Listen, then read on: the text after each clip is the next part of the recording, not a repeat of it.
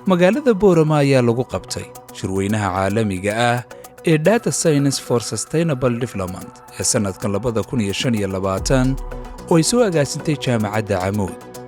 Shirkan taariikhiga waxay isugu yimi cilmi baarayaal, aqoon-yahano khubaro iyo saynisyahano caalami ah kuwaas oo ka wada hadlay doorka muhiimka ah ee data science-ku ku leeyahay horumarka waara.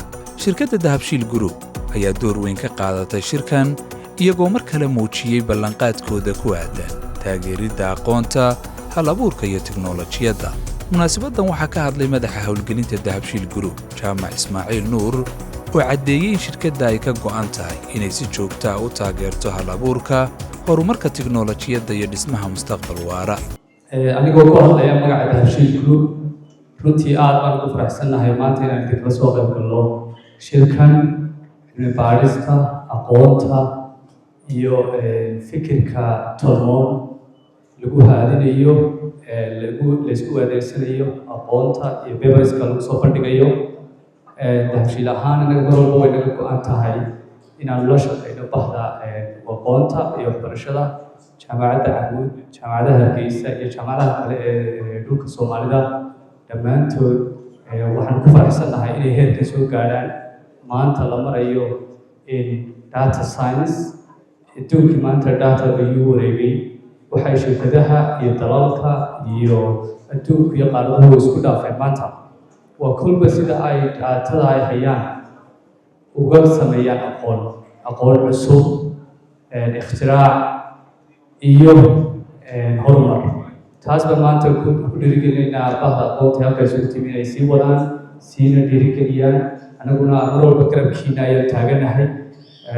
waxaan ugu faraxsanahay si mas-uuliyad ku jirto inaan roolkayga u qaadano dowladda, jaamacadaha, tooyinka ciyaarta howlaha. waxaan jecel lahay inaan mar walba gacmaha isqabsano oo aynu gaadhno hoyoolkeena iyo horumarka aynu gaari karno marka ay noqoto xagga aqoonta iyo teknolojiyadda cusub. It's an honor to represent the Dahabshiil Group at this conference. We have been working hard to support the universities like Camuud, University Hargeysa, and the rest of the academia across the region. And we are proud to see the fruits of our efforts and your hard work come to fruition. At Dahabshiil, our commitment is not only to deliver secure and efficient financial services, but also to ensure that the services contribute to the broader sustainable development of our region. We are ready to collaborate and to unlock the full potential of our efforts.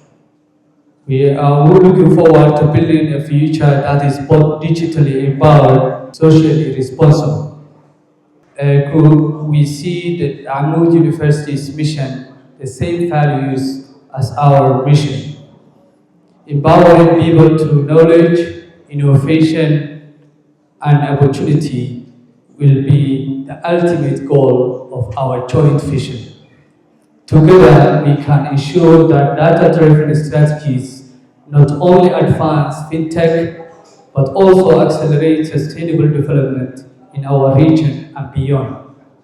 We are wishing all the best to the panelists, researchers who are about to present their papers, and I'm looking forward to reading those papers and symposiums in the days ahead.